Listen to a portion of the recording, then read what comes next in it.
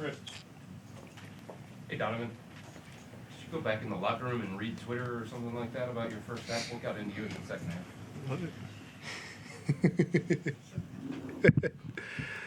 I ain't been on Twitter in so long, Chris. I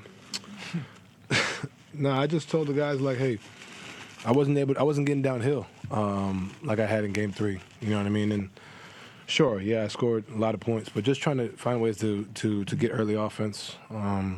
And the shot started to fall, but just kind of maintaining my stuff. And the biggest thing was just trying to just create advantages wherever I saw them for the group and, not force things.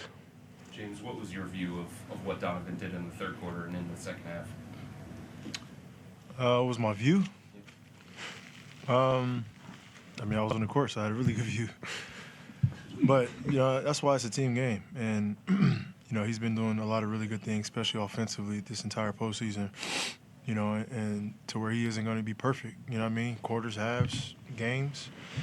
And that's why we have a team to pick him up, So we're down 4. He hadn't played well offensively at all. I think he did some good things. And then second half, he became, more of the aggressor. And so, as players who score the basketball, it's quarters, it's halves.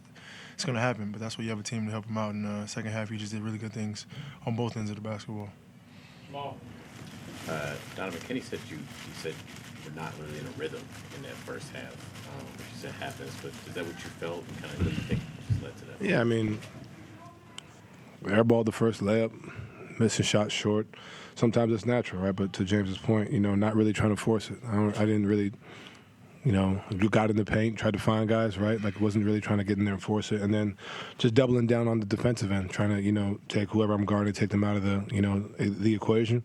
I understand that I'm going to get looks and it's going to fall at some point, even if they didn't, right? Just being aggressive, more aggressive. But I'm not tripping. We were down 4 at half, like, you know what I mean? So understanding that, I always tell y'all it's not just about the scoring. It's about your overall impact on the game. And for me, it was just like, okay, now I have an opportunity to try to get downhill and then start going in. Yeah. Sorry, just the 22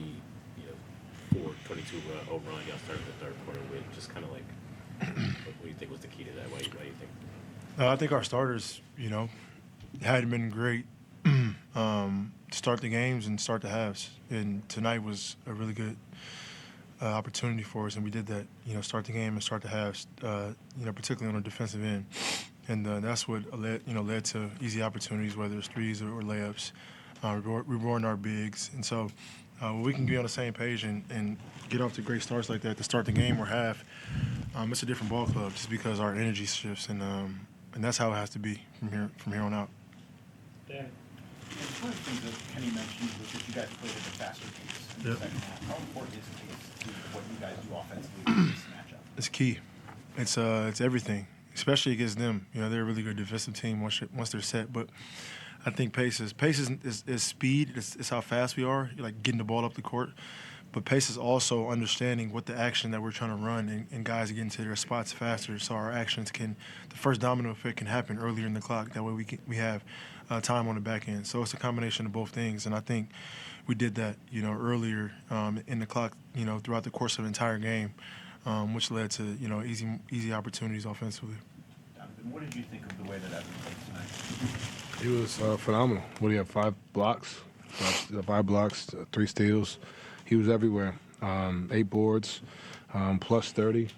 Just his impact and overall, I think it's something that we feed off of, and especially when you're guarding the ball, just knowing you got a guy down there that's going to protect the rim, and he's done it for us all year. He's gotten progressively better each game. Whether, in the first series he was scoring, now he's not necessarily scoring as much, but he's still making an impact, 17 points. But he's just doing it on every facet of the game.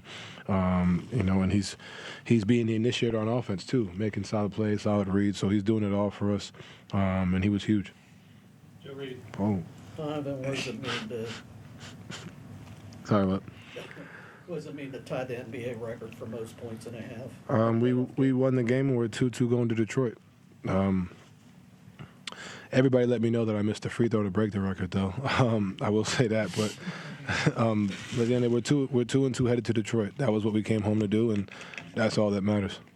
And just you guys had a big run second half against the Warriors in that game 7 to kind of seize control of that game. Just knowing that you guys did that once before, did that help at halftime to? I mean, I think we were shooting, 35% from the field in the first half, and we were down 4. So we understood, like, hey, if we can just get some stops and get out and transition and get some easier looks, we'll be in good shape. We were doing a solid job. We just weren't scoring, you know what I mean? So, it's not always going to be like, a 22-0 run, right? But understand that if we just get stops and run and give ourselves easier looks, and the ball move was incredible. There was 3 or 4 times the ball's going from corner to wing, the top, you know what I mean? I think that, it's any defense, no matter how good it's hard to guard that, you know what I'm saying? So I think, yeah, we have something to pull from for sure, but I think understanding that we were in a good spot, we did a good job of weathering a storm, so to speak, and understand that, hey, like we got some, if we get some good looks and get some stops, we'll be in good shape. Don, I want to make sure I read this correct. This is from StatViews, but Evan Mobley is the first Eastern Conference player since Michael Jordan with 5 assists, 5 blocks, and 3 steals in a playoff game. I know when you look at the box score, sometimes we focus on just points and rebounds, but is there a number you look at that quantifies what Evan Mobley actually does impact-wise for you guys? Yeah, I mean, yes and no, right? Like, this is not all box score numbers, right? Like, there's the game where he I think last game he had, I don't know how many rebounds he had, but I explained the reason why I had 10 was because he was doing his job on the boards, right? He's making it tough on their bigs, him and J.A. But then you look at tonight and what he did showed up on the stat sheet. So I don't just look at the box score and say, okay, this is what he does, right? He does so many different things, and he's capable of having the night he had tonight, right? But he does so much for us. His presence alone deters shots. You don't have a stat for that, you know what I mean? Like him, like at Wemby, right? Like Rudy, like Gobert, like there's guys that just them being there, you force a floater or you force a step back, right? So there's things that him just being there don't really show up on the stat sheet. But nights like tonight, you see he's done in so many different ways for us, and being a catalyst offensively and defensively, which is great. Joe B. We had some good discussions earlier in this series about foul shots and contact and getting to the rim. I don't know if I've ever asked this before, but what's it like to be on the other side now? I mean, you guys got to the line, like double what they did, or even more. So what is that like on a night when you know you had a huge discrepancy and free throws in your favor?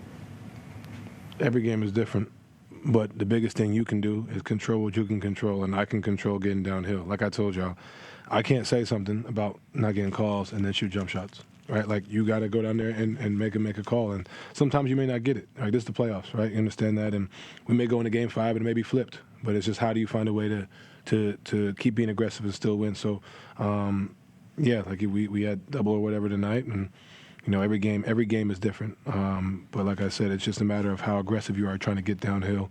And that was the separator for me, especially in the first and second half. Like, I wasn't, pushing the pace like I did in game 3, and just trying to continue to do that and just get downhill. If it's at the rim, it's at the rim. If it's passing, it's passing, whatever it is. But, every game is different. Donovan, when we talked to Kenny, he highlighted, I believe he said, your mental fortitude. So when you go into the locker room at halftime, you only have 4 points. You come out in the second half, have a performance like you did. I'm curious, to not get too high or too low mentally when you're not playing the way you want to, is that a learned skill? Is that something that you've always kind of had by nature to be pretty even-keeled, or is that something you think you've had to work on over time to not get too I think that's something that you definitely work on over time. I can't say I came into the league right with that. I can't say playing this guy in the playoffs my first 2 years, I can't say I had that coming into the league, right? You develop that over time. You develop that over wins, losses, and you play so many games.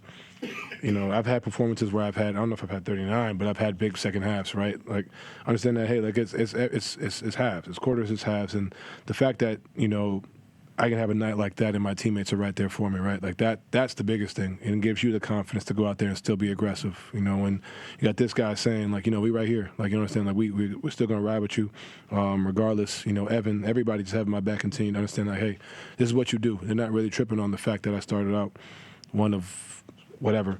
And I think that's what also helps. You have the mental fortitude yourself, but when you have a group that not only supports you verbally, but then on top of that, it's a 4-point game going into halftime. So that speaks to the group as well. Last one, Ken. For both of you guys, combined points and assists, you guys 98 of 112 points.